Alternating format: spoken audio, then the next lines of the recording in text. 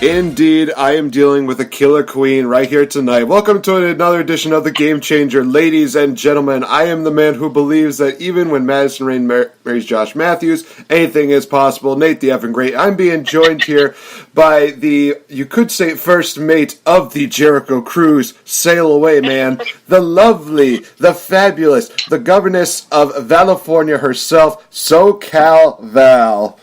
Oh my goodness, Nate. First of all, that's one of my favorite themes. I always loved that song. You have excellent taste, my friend. I just thought to myself, you know what? What's a theme we haven't played on here in quite a while? I thought, oh my gosh, Killer Queen, that's just No, it's a excellent. great one. Very underrated, right? Oh gosh, yeah. Honestly, I loved when she came out and she was always doing like, you know, she had like, I think she had like a sash on, she had the crown, she was doing like the royal wave and stuff like that. It was just one of those things where it's like, it worked for her. It just made absolute sense, and this song just complimented it perfectly.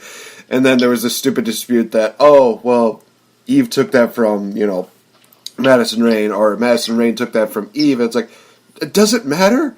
It really doesn't. Whoever does the wave, it doesn't matter. There's enough queendoms to go around. I mean, I think I'm an example of that. I use more like the Princess of Pro Wrestling, but everyone uses princess, royalty, all that jazz, so I see nothing wrong with it. Yeah, not a problem with it at all. Like I said, guys, we got so much that we're going to talk about, but main thing to talk about is indeed the Cruise of Jericho, with the lovely SoCal Val partook in that. So tell us, what all went down there? How was the cruise? And did you have a great time? I did. You know what? I was just talking with people about it today, and I've been talking about it ever since I got back, really. And everyone sort of has the same, like, cheesy but true thing to say about it, which is, and I'll echo everyone's sentiments online, especially in the Jericho Cruisers Facebook page. So shout out to those guys. I don't use Facebook a lot, but when I got the gig, I wanted to make sure I introduced myself. Facebook page, and they always post such great stuff, and they've been sharing their stuff, and we all just keep saying that our favorite part about it was, you know, there's amazing things to see, there's so much to do, there's great food, there's great entertainment, but watching everyone's reactions, like, during all of the events, and just seeing how happy people were was the number one highlight for me and for everyone else. I mean, there are so many guys, like Brendan, for example, who I want to give a shout out to on Instagram. He posted some great photos, and I even said in the comments, I was like, I saw you, you know, during the shows, the actual wrestling shows, and he was just smiling the whole time. My buddy Colton, another shout out to my buddy Colton, who was at ringside with me. He was always in what I call the SoCal Val section, just hanging out and talking to me during the matches, and he was having such a great time. And Jericho said in the beginning of the cruise, when he was on stage, which, by the way, oh my God, the hardest working guy in wrestling and entertainment, hands down, is Chris Jericho. He delivered on every performance, on every wrestling show, and he said a phrase that I think really encapsulates what we went through that weekend, which was, he said, you know what, guys, all I care is that you have the vacation of your lifetime, and that's what everyone had. They really did have unforgettable experiences, and as cheesy as it sounds, it was just unforgettable. It really was, and we all felt really special to be there. Well, it's really crazy because I think this is one of the first cruises that has ever been promoted for a professional wrestling event.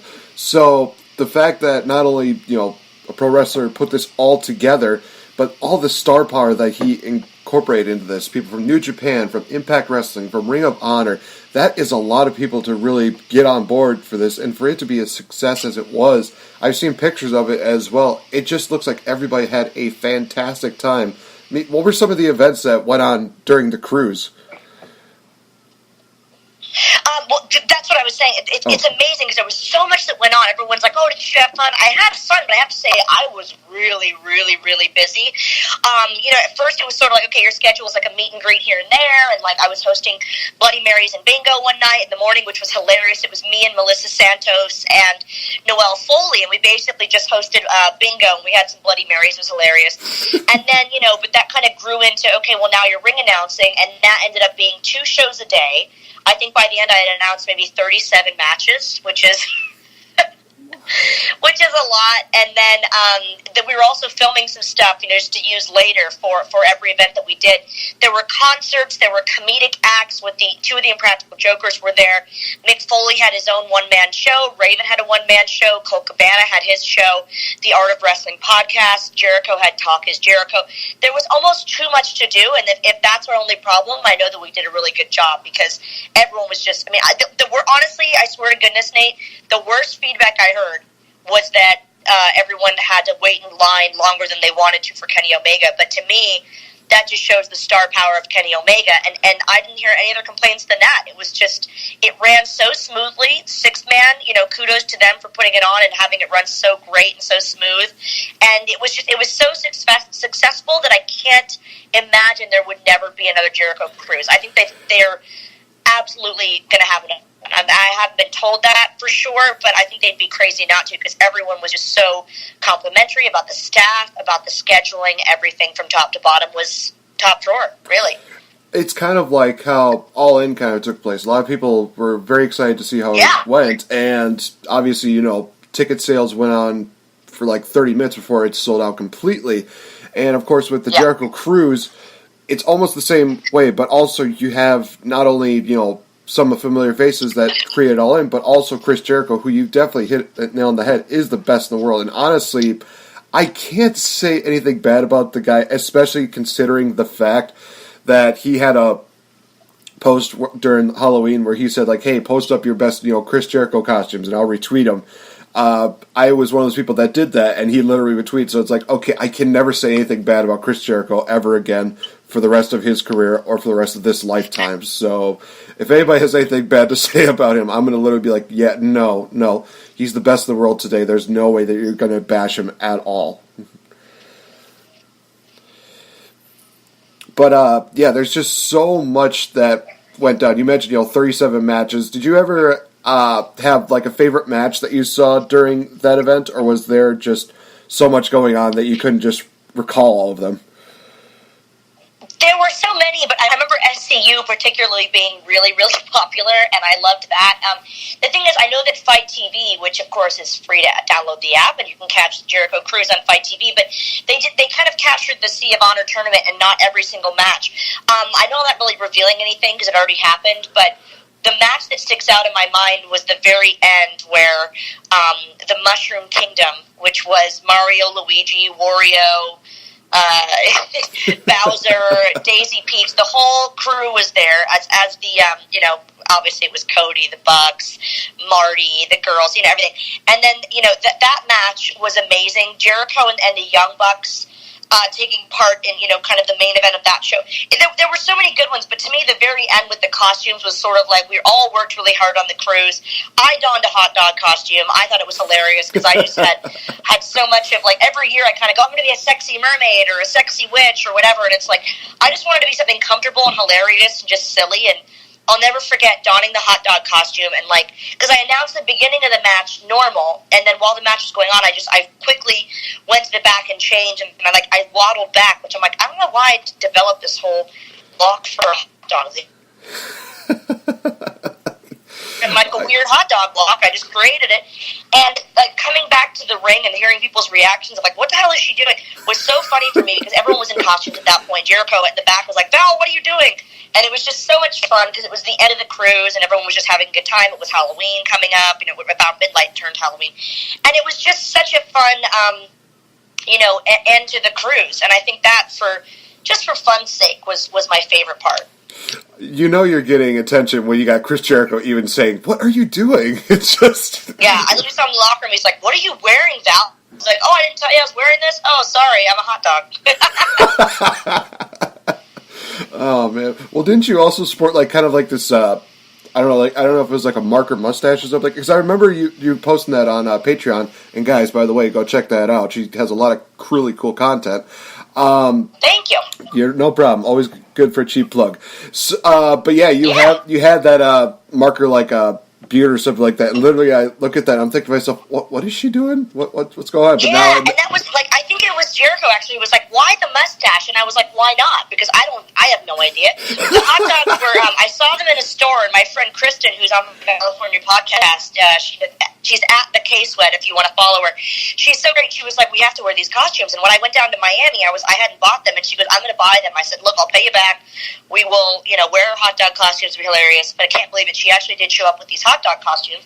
And then I went to my room and I had an eyeliner pen. I thought, I don't know why, but I really want to have like a funny facial hair. And then I put these glasses on just because I thought it's just just another way to be weird. I'm like, maybe it's a spicy hot dog. I don't know. But then, of course, I took the pen to her, and I made sure that she matched me, so we both had glasses, and people were like, why the mustache? We're like, I don't know. It's just Halloween, and we want to be weird, and that was the best part, because it was just so random, which is totally our humor, for sure. I mean, if you're going to go all in, you might as well go all in with the hot dog costume. Why not? Right. Right. It just seems like you guys had a lot of fun, and I definitely know that, we've talked, and even in the last podcast that we did when we were in person in Chicago, you definitely were hammering in that, oh, you should come, and you definitely even still said that even while you were on there. It's just like, well, you should have told Jericho that we're like a package deal. You could have just said, Jericho, I know this guy who's a podcast deal. We are kind of like a duo. You should really be a part of this, and have him contact me. I'll be like, oh my God, first of all, I'm going to have a heart attack because Chris Jericho's talking to me. And second of all, the fact that he wants me to be a part of, the Jericho Cruise. It's like, okay, I'm dropping everything. I'm just going on this cruise. I don't care what anybody says. I'm just doing this. Like, yeah, I think next year it's got to be a must. And then, like I said, I mean, I haven't heard anything officially because people have been asking me, but like I said, the reason that I think it's going to be another, year they're going to do it is because it was so successful. Like I said, the feedback from everybody, from fans to the staff, was so great that I think it'd be silly not to do it again. So I think you'll have your chance next year. Hopefully you'll take it. We'll see. I am hoping so. Honestly, I will be saving up my pennies. I'll be saving up my nickels. I'll be saving up my dimes, my quarters, whatever I got to do to get on that cruise. And I will honestly look forward to seeing that date and be like, okay, as soon as I hear that date, boom, boom, asking off, everything going crazy. Yeah. It's like, well, where were you? It's like, I was on the cruise, I was watching wrestling, and I was hanging out with people that I know I absolutely love hanging out with. So, yeah, nothing really wrong with that, especially when it comes to... And honestly, like the vibe, alone, just the vibe of everyone was like really, I have to say, when you do a convention, even just for like a half a day, you're probably going to meet someone that's a little miserable or someone that's not that nice. We were there for 4.5 days, and I mean more if you count the fact that we were in the hotel with some of the fans who were in the same hotel as us. Every single person we met was not only really nice, but they were really excited and really happy to be there and just really positive. And that's what I took away from it. I was like, wow, it was just it was impossible not to have fun. And that's the atmosphere that you want on a cruise, for sure. Oh, gosh, yeah. Even when we were doing All In, there were so many people that were just, ecstatic. They were nostalgic. They were happy. They were just absolutely crazy. I mean, I've always talked about All In, and even nowadays, I just look back and think to myself, gosh, my only complaint about All In is that it ended so quickly, because it just feels like, it started, and then in the snap of a finger, boom, it was done. So I think I can understand that being another complaint about the Jericho Cruise. Was like, it was so much fun, but it had to end so fast. Why? It's like, yeah. if the complaint is that it's over too soon, you're doing something right. Not only that, but you're right. Like StarCast, it was the same sort of vibe. Everyone you met was just so thrilled to be there. They were so positive, so happy. And how can you not love an event like that? It brings you joy. Oh, I definitely do agree with that. I mean, geez Louise, I've told so many different stories, but always the things that stood out with me was the fact that I got to, have a little fun with Demon Bunny. I got to hang out with Rosa and Gail. I got to meet you for like I said, for like 3 years in the making. Finally happens, and it's like, oh my gosh, I'm actually meeting SoCal Val. This is pretty awesome. And it's just and it's weird because it's like we already knew each other, but that was so crazy to have the podcast person was a cool element, yeah. Well, like I said, we've been doing this for about 3 years now, and honestly, it's one of those things that I have no regrets about. And it goes back to, the first day that, we met, we started talking. I thought to myself, well, she's probably going to be, very particular. She's probably not going to be too critical. But then I just remember, like, the positive feedback you still continue to give is always just amazing. And I keep asking this, and I want to ask this just for the sake of probably... yeah. I want to ask this for the sake of... So there's some people that probably ask, why does she keep coming onto this podcast?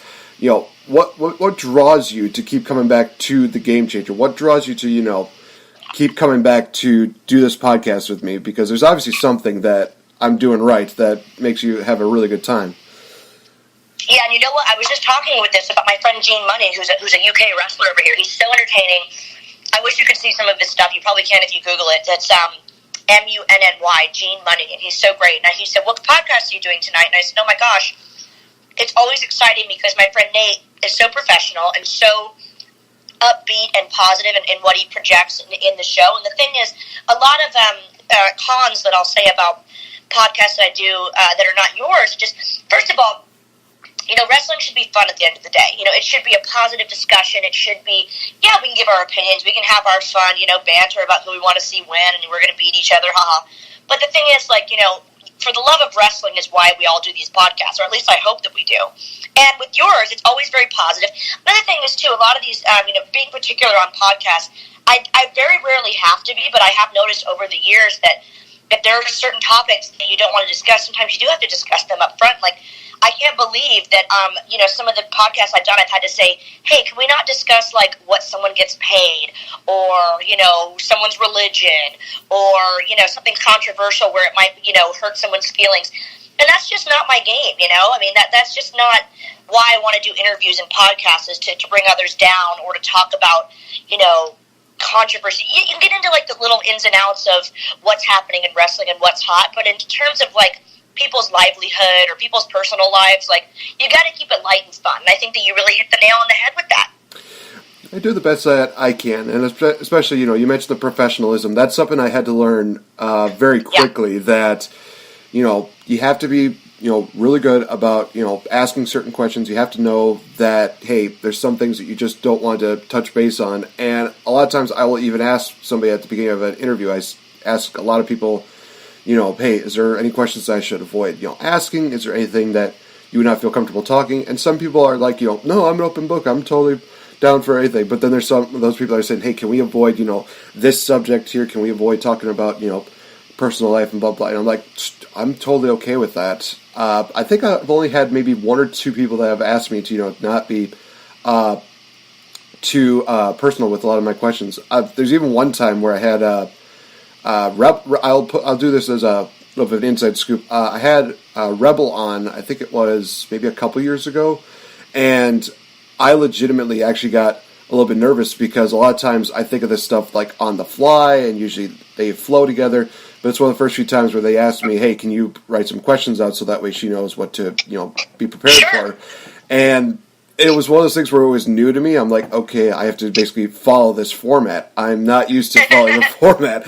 I'm used to doing I work like you. I'd rather do it kind of on the fly, but yeah, I know what you mean, yeah. It's one of those things where, I've watched improv comedy for so long that that's just kind of where, it's my bread and butter. But basically when I go into a scripted deal, it's you feel so... What's the reason? You feel so contained. You feel like you're kind of just, chained. You're reduced to just following this status quo, which is always okay, and you understand the reason why. But at the same time, it's this is just not me. This is just not how I want to. You don't feel like yourself. Exactly. It's almost like you're kind of a robot reading a script rather than just hey, this came to mind and I want to mention it. And you have to. I do respect that some people kind of maybe that aren't used to doing interviews, or they have certain things they don't want to touch on. But at the same time, it's hard as an interviewer to not seem authentic, because then you're just kind of reading a script. It feels like, right? Oh, definitely. Nothing wrong with reading a script, but at the same time, again, It's just it's very hard. You just feel like you're just being held back, certain wrestlers. Some people have really great personalities, they have great characters, but then there's some people that are just no, we want you to do this persona. It's oh, okay, why? Because it doesn't show the true personality and the true creativeness that this person has. And obviously, that's why I respect so many great wrestlers nowadays who are literally themselves, because then they can actually be okay, I can express myself either this way, I can express, why I feel bad about this, and blah, blah, blah, blah. But yeah, I think it's better when it's you, but the volume is turned up. Right, definitely. But, that's one of the reasons why I respected somebody like late great Robin Williams, because of the fact that, yes, he can get crazy at times, but at the same time, he's still being genuine, he's still being himself. I remember them releasing, unaired footage of him doing stuff as the genie in the original Aladdin, and I literally looked at this and I thought, yep, this is Robin Williams, this is who he is, this is just all the stuff that he can come up with. You just give him a few lines here, and he will take it and make it the best 3 lines that you'll ever see in a matter of 50 takes, because then there's always one thing on there that's yep, that's what we want to go with. Or there's somewhere it's I don't know, I like how he presented it this way, but I also like it how he did it this way. It's always fun just seeing that. And I always love that when actors are able to just, have fun with it and be really comfortable with it. And that's one of the things that I think that, certain movies I definitely notice, okay, they're not comfortable with this, they're not enjoying this. Why are they doing it? I mean... Yeah, and then it's not believable. I feel like I never got to meet Rob Williams. I would have loved to, but I feel like he was probably like that. Maybe not 24/7, but it sounds like he could have, or it feels like he could have turned that off and on whenever he wanted, because it was so natural. Oh, gosh, yeah. I feel like, any time that you had him in, whether it was a movie or a TV series, there's always a positive vibe about him, and he definitely always touched base on the fact that, it's better to have somebody feel good than to have them feel, sad, and everything that he did was just absolutely amazing. And people have to remember that he was not just, a funny man. He could also be a very serious character. So many different movies, like Good Will Hunting. That's what came to mind for me, yeah. There's a movie called What Dreams May Come that people don't ever know that he did, or they don't think about it. It was really dark and scary, but it was amazing. He was great in it. It was really sad, actually. Oh, my gosh. I'm going to probably have to look that up. I know another movie that I need to watch is, I think it's Good Will Hunting, where he has that speech about relationships, and it's one of those things where it's like, gosh, I want to see what else he, delivers in this, because it looks absolutely great. Yeah. He could do anything, I think. He's just one of those talented people that just had that kind of star quality, but probably was really good with people and put people at ease, his co-stars. He was just, wow. I mean, I don't think we'll have another Rob Williams for years and years and years, and I think he's somebody that has the legacy of, unfortunately now, being a really funny guy, but then kind of being troubled inside, which is such a weird dichotomy. And it's interesting, but it's actually very sad to think about, because he made all of us laugh, and he was such a great comedic actor and so talented and so, like we said, naturally gifted. And it's sad to think that he was going through a lot of stuff that, none of us really ever knew about. Yeah, I think that's always tough when, that somebody's, going through that, but they're still doing their best to, keep a smile on their face. But it makes you respect that person that much more, that you see them, going through this hard time, but they're still just able to, keep a smile on their face. They're trying to stay strong for everybody else instead of, focusing on, themselves, which, I find that very selfless, and I always can respect that, but at the same time, you have to find that balance of being able to, take care of yourself as well as take care of the people that you love. And it is hard to find that balance sometimes, but other times, a lot of people do a fantastic job of finding that balance.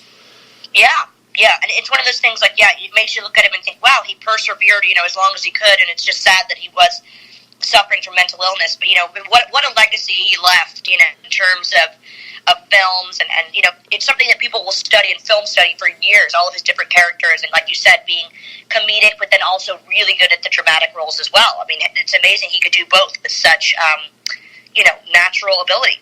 And let's also face it, he's one of the only guys who was able to make, dressing up like a woman look actually fine, look actually good, when he did Mrs. Doubtfire, because he was able to add some, comedicness to it, as well as be serious about it. And I mean, nowadays... Yeah, it's a great story, too, wasn't it? Oh my gosh, legitimately one of the best. I mean, a lot of people who dress up, like a woman, they're usually doing it to be funny, or they're just doing it because, it's one of those things that gets a quick laugh. Sure.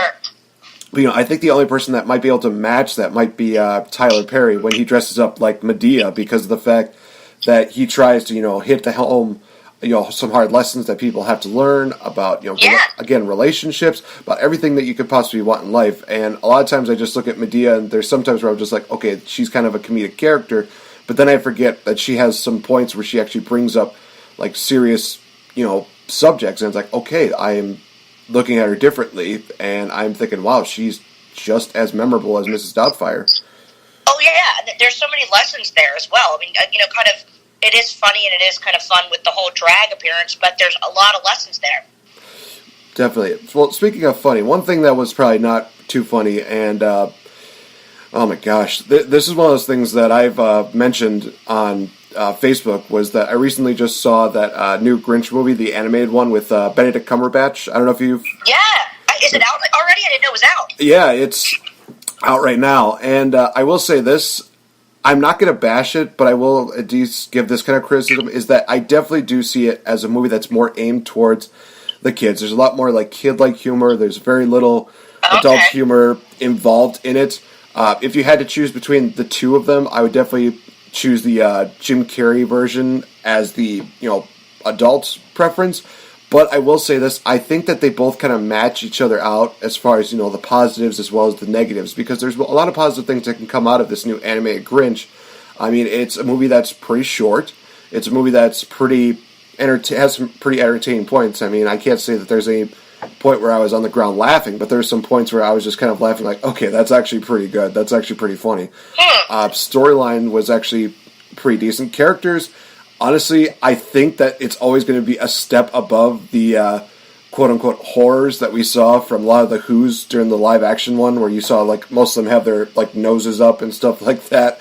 Because I'm just like, okay, this is not normal. This is interesting. And people are wondering, why is Cindy Lou the only lovable character? Well, because the fact she doesn't look like she's got, something going on with her nose. She actually looks like a legit person. So, and the fact that they made it into an animated deal means that they can do so much more. They can create these random, creatures and random characters, and it will make sense because it feels like a Dr. Seuss movie.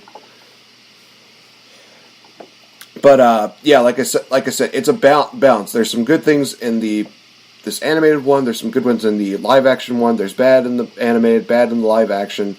It kind of balances it out. It's one of those things where I thought to myself, okay, this could either be like better or worse than the live action. And I legit walked out of the theater. I'm like, I think it's a tie actually, because it's one of those movies that I have a hard time really saying like, hey, this is a horrible movie, or hey, this is a great movie. And the same thing could be said about the live-action Grinch, but I can at least say that, one's aimed towards adults and one's aimed towards kids. And honestly, I still love Benedict Cumberbatch. It's not one of those things where it's like, oh, this movie makes me look at, Doctor Strange completely differently now. No. I still think that Doctor Strange is one of the most badass characters in Marvel right now. Oh, yeah. And it's funny you say that, because I was actually wondering about the Grinch, because first of all, I didn't know it was out. Secondly, I love Benedict Cumberbatch. He was actually at one of the London Film and Comic Cons that I got to host at. I didn't really exactly say hello because I was that freaked out, but he was near me. So it's sort of like I met him, but it doesn't really count. You know what I mean, Nate? Right. But I'm a huge Sherlock fan. I think it's probably the most clever show I've ever watched. I love him in that. I think he's an amazing actor. But I have to say, when I heard there was a new Grinch coming out, I was like, it's never going to touch the Jim Carrey Grinch for me. I think that's number one. I loved the animated one when I was a little girl. I mean, I watched it, around Christmas. That was great. But the updated version with Jim Carrey, I think, is just so flawless. So I'd be interested to see it, but I can't see it being as entertaining as the Jim Carrey one. Like you said, I mean, the fact that it's more only for kids kind of makes me want to see it, but I'm not thrilled to see it.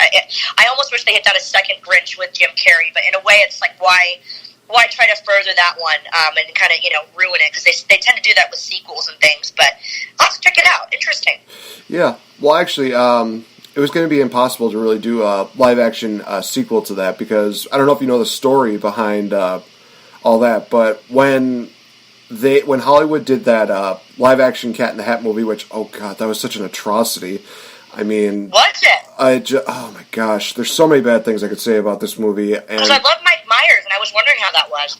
He has that awkward humor in there, but it just does not fit the character of the Cat in the Hat. It doesn't fit the setting of everything, and it just everything. There's very little chemistry within the characters here. But after that movie was played, Dr. Seuss's widow actually went out and said, there's going to be no more live action series. They're not going to be any more of these. This is just really, really bad. And I think she basically does admit that her husband would not be pleased with how this went. And I can't really blame her for basically saying, this cannot be more live action. And honestly, it is better that they're doing the animation deals because, like I said, you have more opportunity to create the characters that you would see from the actual Dr. Seuss movies or books or whatever. Just seeing those, come to life on animation deal, it means like, hey, it's more updated. It looks a lot more better than having it as a live action or like CGI. It's just one of those things that it makes more sense to do that. But yeah, just God, I could go on an entire podcast talking about the live action Cat in the Hat. It just didn't. It leaves a sour taste. I had no idea. I thought that from the success of the Grinch that maybe they would have thought, okay, the Grinch was great, Cat in the Hat was not great, but let's try it again. But it must have been pretty bad if she put the old, as we say in wrestling, the old kibosh on it. Yeah, basically took the live action series out to the woodshed to be chopped. Just gonna say that. That's literally how it was. Good night, kitty cat. Oh, man. Oh, my God. That is so dark, but at the same time, that's probably the best way to put it. But, I mean, honestly, I'll be talking a lot more about some of the movies I liked and disliked throughout the years. I actually did a tally last night of how many I've seen this year, and it's almost up to about 40 movies I've seen this year, which I am legit surprised at. But it also helps that I also work at a movie theater, so free movies, haha, or again for cheap. But still, it's a lot of fun just seeing a lot of these movies, and you also get to hear a lot of feedback from people on what they thought about these movies. Gosh, I'm trying to think of like a really good example of like a pretty good movie, but a lot of people probably are not going to recognize it too much. You know what? We'll keep it like a wrestling related one. The movie Blockers came out with. I don't know. Gosh, I saw the preview. Yeah, yep. How was that? Honestly, it features Leslie Hamm, it features John Cena, it features Ike Barinholtz. It was literally one of those movies that I think is one of the best comedies of the year. I would say second best because my favorite one actually was Game Night, but we'll talk about that in a minute. But Blockers is one of those movies that, of course, it talks about parents. They find out that their kids are going to want to lose their virginity on prom night, so they're basically trying their hardest to, stop this. You see just so many of these random crazy antics that they do. One of the parents tries to do like a Fast and Furious deal, and they literally just say like, well, it worked in the Fast and Furious movies. It's not like Fast and Furious movies. And then the car just explodes. It's like, oh, sure, that works. And, John Cena definitely shines in this one because he does act like a bit of an overprotective father, but also just, he's always entertainingly fine. I don't give him enough credit for all the times that he can be very entertaining. Everything that he did. Are you complimenting John Cena right now? I just want to make sure that we're recording this. let the date be known, guys. November 14th, 2018. Nate the Effing Great admits that John Cena is entertaining. Finally! Finally, the Nate has admitted Cena is entertaining. Honestly, he's working with, Leslie Hamm as well as Ike Barinholtz, who I loved in Mad TV, so having him in another comedy just was like my bread and butter. I liked Ike Barinholtz's character. He was kind of one of those guys that, he was just kind of there, but he also served a purpose. He wasn't one of those characters where a lot of people would be like, oh, well, he's there, nobody's going to remember that character. It's like, no, he actually plays a little bit of a prominent role, because, a little bit of a spoiler here, is that, he finds out that his daughter is a lesbian, and the thing is that she admits to him first before anybody else, and it's kind of one of those touchy-feely, father-daughter moments. And it's actually one of those things where I look at it and I think, wow, this is actually really good. This is one of those times where I'm seeing... You gotta appreciate when they give it like a serious twist, right? A little bit. Oh, God, yeah. I mean, again, I mentioned a lot of the comedy moments. I mean, there's literally a point where they're doing like a beer chugging contest, but literally they have a tube going up John Cena's butts, and it's one of those things like, what? Oh my gosh, why is this a thing? And it happens, and then, of course, it shows in the previews where somehow John Cena just sprays it out of his ass, and you see Ike Barinholtz get sprayed in the face, and he goes, "Oh my god! Oh, ass beer!" It's just one of those things where it's like, "Oh my god!" I have to admit, like I saw him in Trainwreck, and I've seen him in a couple things now. He is pretty entertaining as an actor as well. So kudos to him for that. Oh my gosh, I might want to see the scene where he's in Trainwreck because of the fact that he's one of those guys who talks about being like. Just basically like the guy who ate Mark Wahlberg. I'm like, well, now you look at his hairdo nowadays, he looks like a buff Mark Wahlberg. Also, shout out to Mark Wahlberg just because of the fact we can.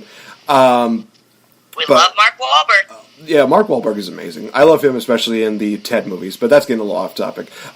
Cena again just does a great job of being entertaining, and I really do enjoy a lot. I think somehow he's really good at being a comedy actor a little bit more than being an action hero, because especially if you're a wrestling fan, it's very hard to not see him win, because of course we've gone through the era of John Cena wins, LOL, but it's kind of those things where it's like, oh well, he's gonna get hit by a truck, he's gonna get hit by a plane, he's gonna get hit by this, and Cena's still gonna be like looking like, oh yeah, I could handle that. It's like he's just not going to die, and it's gonna be one of those biggest shocks if he's got a character who literally dies at the end. It's like, wait, but Cena doesn't he doesn't. What? Wasn't there a part of you that really loved that part, Nate? You can admit it. I don't know. It's just gonna be one of those things where it's like a shock to me. Like anytime that I see Cena, lose clean, like when he lost to Kevin Owens, I was literally like, yeah. What? That literally just happened. I'm happy for Kevin Owens, but at the same time, it's not quite like Brock Lesnar defeating Undertaker shocking, but it's one of those shocks where you're just like in the moment, it's just like, did that? Like surreal, yeah. Did that really just happen? Gosh help me. But also shout out to Sami Zayn and Kevin Owens. Hope you guys are doing well with your recoveries. Hopefully your injuries are not too serious. We'd love to see you back. We need Cammy back. I'm sorry, but this year was just a huge year for Kevin Owens and Sami Zayn. They had, especially backstage moments. Oh my God. Kurt Angle made like a reference to Impact Wrestling, where he basically just says, "Well, I don't have any openings here on the Raw roster, but I hear that I remember that. Yep. but here TNA is hiring," and I'm just like, "Oh my God!" It's so many. It's the first time they've mentioned them ever. I remember that being a huge deal. Oh God! Do you remember the Edge and Christian show that reeks of awesomeness, where they mention they had AJ Styles on, they had the cheesy wigs on. They're just like, are they going to mention where AJ Styles was during this time? They literally just have like big open mouth smiles at each other, like and then it just says TNA, which was Test and Albert with Tristratus. Yeah. Oh, how funny! I never saw that. That's they're so great. They always do things so cheeky. I love it. I love when people mention TNA and WWE, and the first thing that people are thinking about is Test and Albert. Like, no, the wrestling company, the original TNA. It's like the cool TNA, the one that a lot of people remembered for years and years before bad things happened. We're not getting into that, but of course I think that Kevin Owens might have one of the best lines of the year, where he's basically talking to Kurt Angle. I think it was Kurt Angle. It was either Kurt Angle or Daniel. No, it was Kurt Angle, where he says to him, "You're not getting Celine Dion tickets," and it was after the whole Celine Dion deal, where I think Celine made a shout out or something to Kevin Owens, or I think Kevin Owens may have made like a video or something like that, where those French Canadians really stick together out here. They really do. Oh my gosh. There's going to come a day where I think that you and I are going to be in Canada, and we're just going to be making nothing but Canadian jokes, as well as just being like, "Welcome to the podcast, eh?" Oh yeah, eh? What's that all about? I would love for them to do a pay-per-view in Canada, like maybe a Mania, so I could pretty much be guaranteed to be there with WrestleCon. I love Canada, Toronto especially. I've heard nothing but good things about Canada, but also for a lot of people that are definitely looking for a Canadian shout-out, and when are they going to get another pay-per-view? Next year's SummerSlam is going to be in Canada, so that's going to be awesome. And it's actually going to be pretty crazy, because that when SummerSlam happens, that's going to be my 15th year as a wrestling fan, and ironically enough, my first pay-per-view watching was SummerSlam when it was in Toronto, Canada. We got to have some sort of anniversary edition of the podcast or something. Oh God, we're doing something special for that. There's no doubt about that. Honestly, I'm gonna work something out to where maybe I can have you on once a week throughout the entire month, because I think that you have definitely been one of the staples of this show that makes it so entertaining. I think a lot of people do enjoy, listening into. And that's SummerSlam of next year, right? SummerSlam of next year? SummerSlam? Yep. Wow. That's going to be an intense show. So, guys, you've heard a brief announcement here that definitely will have big plans for the Game Changer podcast going into next year for August. Did you just drop a spoiler like nothing? Wow, Nate. I know how to do this casually. I'm kind of like, I know this is going to probably... It's going to be one of those things where I think it might leave a sour taste in somebody's mouth, but I consider myself almost like the second incarnation of what CM Punk was. But I also had it in the back of my head where it's like, I could be the next CM Punk, or I could be the first and only Nate the Effing Great. I like the first and only Nate the Effing Great, but I'll keep that second CM Punk deal.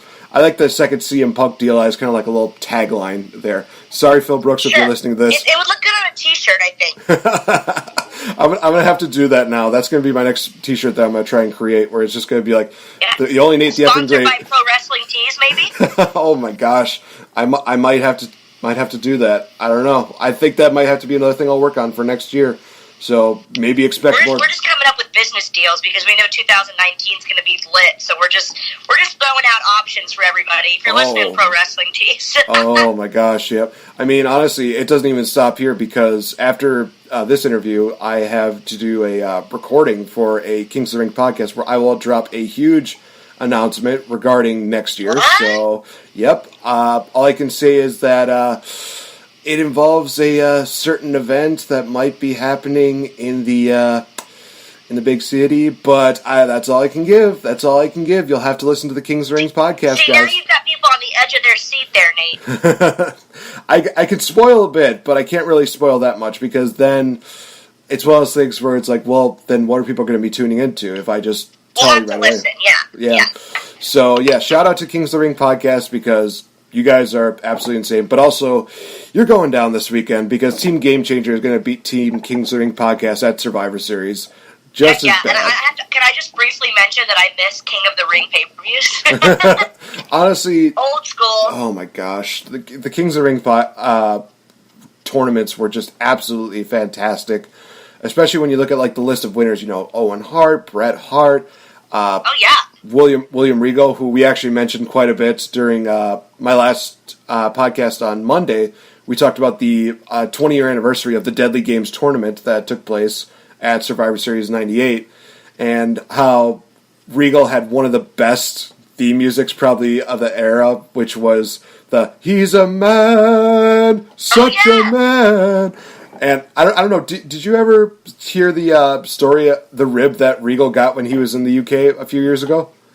I don't think so. I know what music you're talking about. Okay, so for those of you that did not hear Monday's show, I'll tell you kind of like a brief story of it. So it was a match on Superstars where it was Daniel Bryan versus William Regal. Regal comes out to a thunderous ovation from the UK crowd. As he's going down the ramp, his music's playing, but then it just like stops and you hear the whistle, and then you hear his music when he was Steven Regal, and he just... Oh, how cute! Yeah, he just turns around at first, kind of like, what the hell is going on? And then as soon as it kind of sinks in, he just puts on a smile. He's just yucking it up, and you look at and they show a picture, and they show in the ring, Daniel Bryan is just laughing. Everybody's just like, oh my god, they really played William Regal's old Steven Regal theme was what he was back in the day. Oh, that's so great. Oh, do you remember the Duchess of Queensberry match? Oh my gosh, that matchup. Maybe they should bring that back if they're going to do some silly stuff. I mean, that's what I vote for. That was one of the weirdest things I ever saw on wrestling.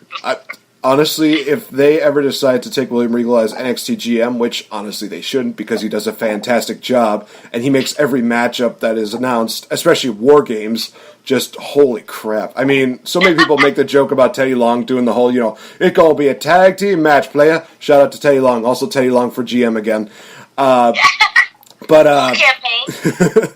Oh, I've been on that campaign ever since I met him at StarCast. He just was one of the most genuinely nice guys I met, and he literally, I don't know if I want to use the word haggled, but I literally was just going to be like, oh, I just want to take a picture with you, and he's just like, look, deal, I'm going to cut you a deal with you, player, and he just breaks it down where he's going to say, like, I'm going to give you this autograph, and then give you this autograph, and then... Have you met William Regal yet, Nate, or not yet? Oh, my God, I want to so badly.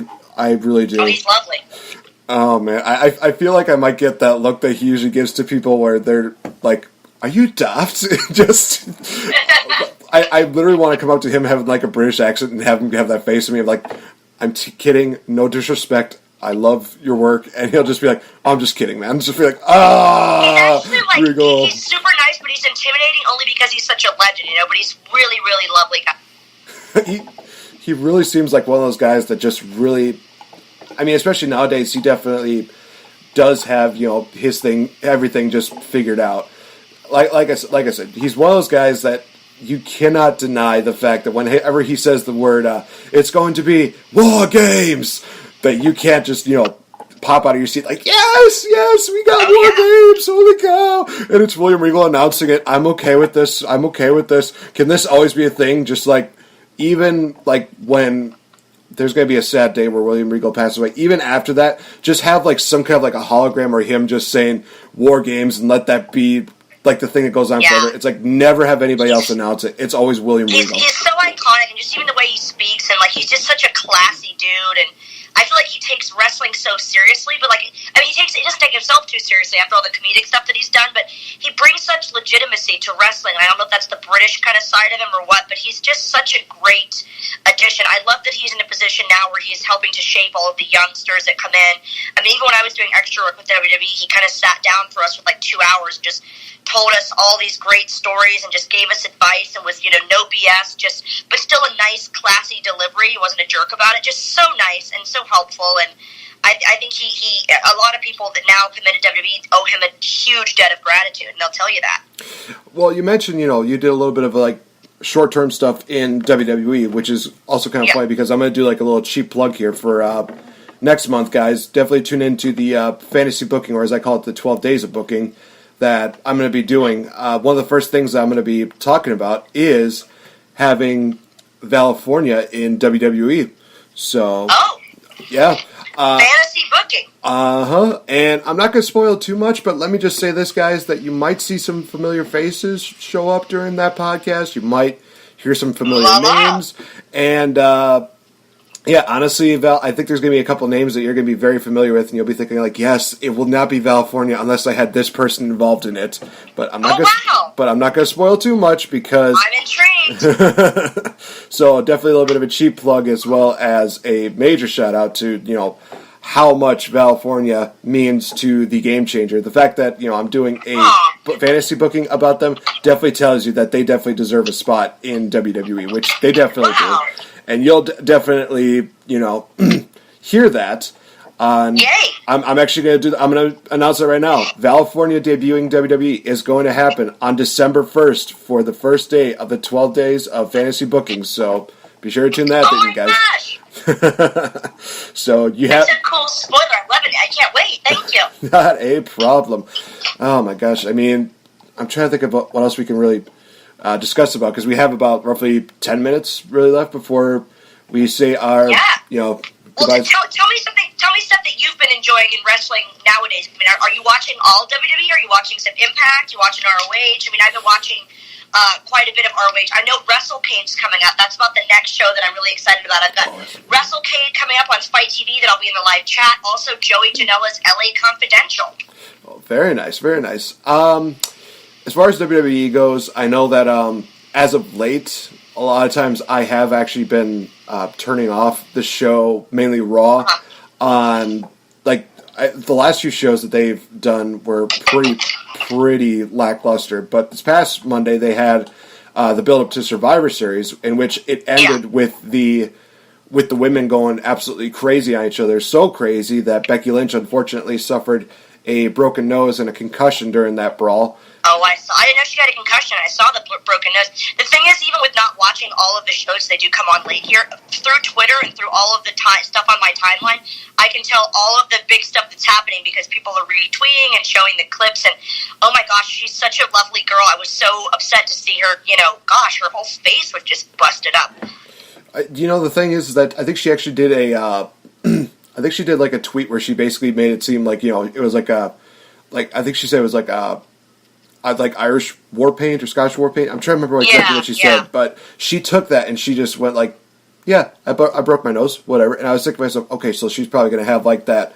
I don't know if you remember like 2004 where Trish Stratus had that kind of like crazy face mask that she had when she broke her nose. I remember, I thought she was going to rock that, and I was thinking to myself, she's still going to look badass with that thing on there. It also would be a nice little callback. But, on Tuesday they announced that she was not going to be able to compete at Survivor Series because of this injury, but she was able to pick who she was going to have as her replacement against Ronda Rousey. And, guys, major spoiler, we're getting WrestleMania early. We're getting Charlotte versus Ronda at Survivor Series, which makes me think that WrestleMania time, we're going to get Ronda versus Becky Lynch, because they can't just ignore that at all. And even if they try to do like a little teaser here and there, obviously one of them is going to have to lose their titles, and they're going to have to challenge for the other person at WrestleMania. Yeah, because... And now everyone wants to see it, right? They want to see Becky versus Ronda. So it's funny how that turned out, but I think it's actually a really exciting turn of events, wouldn't you say? Oh, gosh, yeah. It's one of those things where it's a negative that got turned instantly into a positive. Sadly, it was at the expense of Becky Lynch getting injured, but at the same time, it's one of those things that I look at and think to myself, you're basically giving us a WrestleMania match here at Survivor Series that everybody wanted to see, and now you're giving us something more that we're going to want to see possibly at WrestleMania because of the fact that, oh my gosh, again, just imagining Becky Lynch and Ronda Rousey at WrestleMania, just absolutely hearing the crowd's reaction. It's going to be an absolutely thunderous deal if that's the route they decide to go to. I'm hoping that's where they're going to. Please, just let us have this, please. Yeah. And Charlotte versus Ronda, I think, is like Christmas come early to a lot of fans because they were all expecting it, like you said, at WrestleMania. And, you know, I've kind of never been a huge Ronda Rousey fan, but then the more and more she's done, the more I've kind of gone, oh, wow, she's actually really in it and really doing well. So I think that's going to be a great match, but I do hope, like you said, that they do keep Becky versus Ronda for WrestleMania because now everyone's, like, dying to see it. So why not, you know, make us wait till Mania? Yeah, definitely. As far as like other wrestling promotions, like you mentioned Melissa Santos. Definitely one of the things that I've enjoyed this year, which is no surprise to anybody who follows me on Twitter, is whenever they do Lucha Underground. They had season 4 this year. Yeah. My God, that Ultima Lucha Cuatro is one of my favorite shows of the year, and there's a lot of people that will definitely say, well, how does it compare to All In? It's like, oh my gosh, it's probably at least a tie. If not, maybe Ultima Lucha has a little bit better because of the added storylines and the added matches that they have on there. I'm definitely not going to, discredit All In at all. Definitely go check that out on the Fight Network. It's still available there? It sure is, yeah. Yes. Good plug, Nate. Good plug. I need to watch. I need to watch All In. That's why they pay the big bucks. Oh my gosh, I wish. But yeah, that's another one of those things where I'm going to need to look back and watch that event because that was just absolutely amazing. But Ultima Lucha Cuatro featured so many great deals, so many great wrestlers who definitely deserved the credit that they deserve to have, and rightfully so. And honestly, ending on a major cliffhanger. I don't know if you've seen the finale for Ultima Lucha, but it does feature a familiar face that everybody, especially in the UK, would be very familiar with. All I can really say is that he may have delivered some bad news to Ultima Lucha. And I've heard. Alumni, that's right. I just remember seeing that face. I covered my mouth. I think that's one of the few times where, you know how there's some times where a guy will literally scream so loud that they'll actually sound like a girl? That was one of those moments where I literally thought like, yep, there goes my masculinity. Thankfully, I'm the only one in the room. But it was just one of those things where I just saw them like, oh my god, It'll be a secret between you, me, and all of the listeners on this podcast. We won't tell anyone. No, I'll never tell. Oh my gosh. But it's just... That would be bad news. Oh, it would be bad news indeed. And if you guys don't get the reference, then please... Go watch early WWE stuff, especially around the time where Daniel Bryan was winning the WWE World Heavyweight Championship at the time, because then you'll know what we're talking about. Honestly, I will say this, that if you look at the Elimination Chamber show that they had, I was actually there live when it happened. Probably had one of the funniest segments that you'll ever see. Definitely go check that out. Little cheap plug for that. As well as for it's classic. I mean, it's not super old to be vintage yet, but it's classic stuff, and I've just always been such a fan. And yeah, I saw some of those spoilers online, and I just thought, wow, he's killing it. It's everywhere. So. Yeah, and this is also going to be a cheap plug for the WWE Network, because obviously for those that are new subscribers, you can get it for free. And for those of you that are, of course, current subscribers, you get to watch it for the low price of $9.99, yada, yada, yada, blah, blah, blah. All right. That is a bargain, I must say. That is a bit of a bargain indeed. Probably not as big a bargain as Fight Network, but... We're not going to take, but we're not here to take too many major shots at WWE. We're just going to say that there's other options out there in case you're not enjoying your current regime or your current. And not only that, even if you are enjoying your current, I just think it's always it's good to support all wrestling. And with WrestleCade coming up, we've got 3 days of events. There's podcasts, there's panels, there's the Showcase of Champions. The NWA. Defense will be there. I mean, Nick Aldis has made such strides in wrestling over the past, it's been over a year now, and with him being on board and Jeff Jarrett being involved with the NWA and with WrestleCade, it's bound to be something that everyone's going to be talking talking about. So why not watch it live on Fight TV? I'll be watching all weekend, so it's November 23rd to the 25th, and I'll be in the live chat if you want to pop in. So it's going to be a lot of fun, and it's a lot of nostalgia mixed with some new people that are there doing the Fan Fest and some of the podcasts too. So it's really something for everyone. All right, sweet. He will always be known to me as Magnus for life because of the fact that I think that he's awesome as Magnus, and he was one of those guys who I did like a rebooking for him on his world title run because honestly it was one of those things where it's like, you had so much potential with this guy. What are you doing? Why?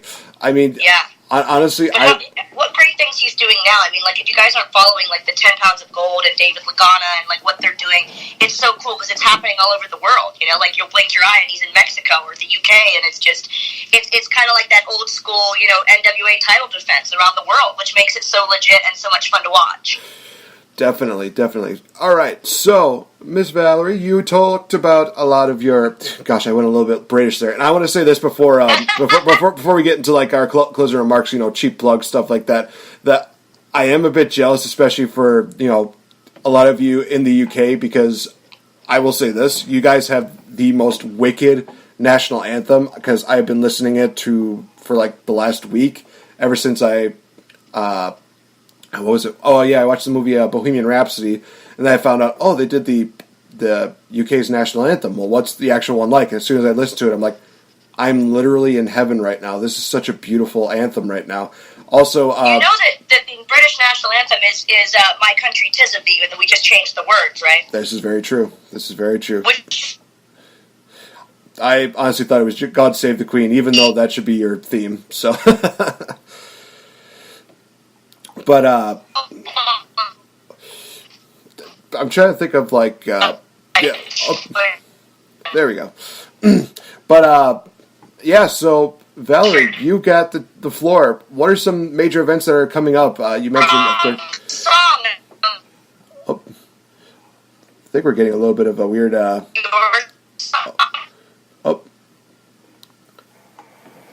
like... Why is it that Skype hates this podcast? That's all I'm saying right now. It's just one of those things where I'm thinking that, there we go. Now I think now we finally got it. Yep, you're here. Oh. Man. Hey, now we're getting somewhere, finally. There we are. Yeah, so coming up, I've got,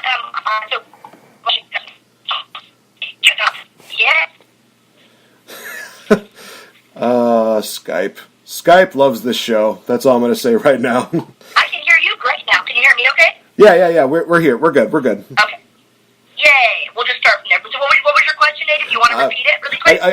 I was going to say that, by all means, where can people find you, and what do you have coming up as far as big events go that people can, you know, either interact with you or that they can just, you know, hang out with you? What do you got coming up all the way up to probably the end of the year?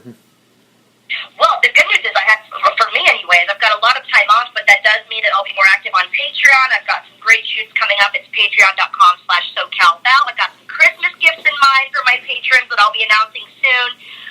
Coming up as far as events, other than, you know, being in the live chat for WrestleCade and Joey Janela's LA Confidential coming up this month on Fight TV, I am mainly gearing up for next year at the end of January. It's the WOS Wrestling Tour. So it's all of your favorites from ITV's WOS Wrestling. We have Series 1, or we would call it Season 1 in America.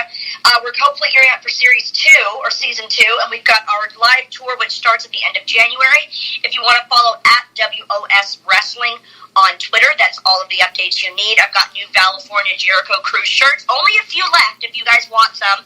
But again, all of the discounts and all the stuff where you can contact me, it's on Twitter at SoCal Valerie, Instagram, official SoCal Val, and of course, if you want to chat with me directly and see some of my great exclusive content, you can go to patreon.com/SoCal Val.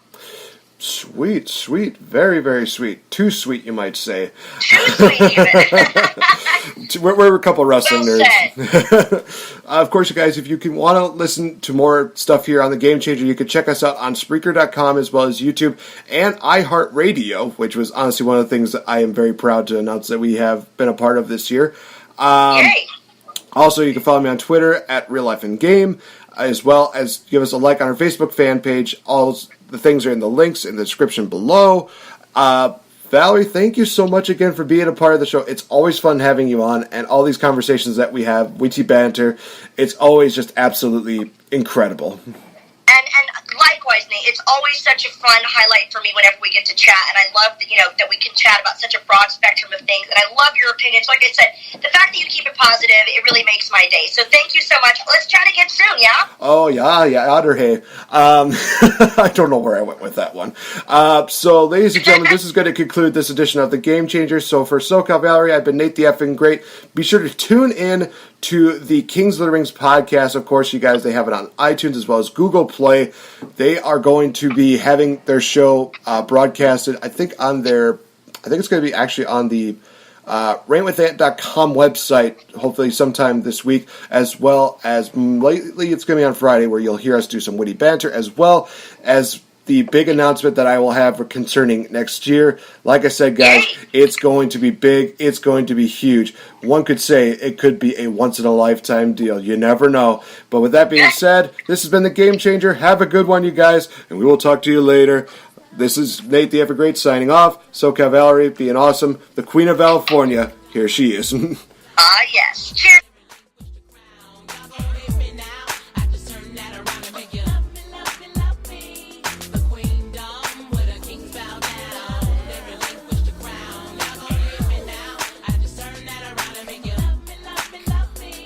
Look at that girl there, hips, lips, hair, walks with a flair like she just don't care. Nobody do her like she do her. Self-made, so paid, do an actor. She stop, dudes stare, chicks do too. Bounce so bounce, never ever gon' lose. Her top down cruise so smooth, nothing better. Boom to the letter, you got to respect her. Mamacita off the meter, she a go-getter with the speed of a cheetah. Live jet better, so hot they sweat her like a sweater in a sauna.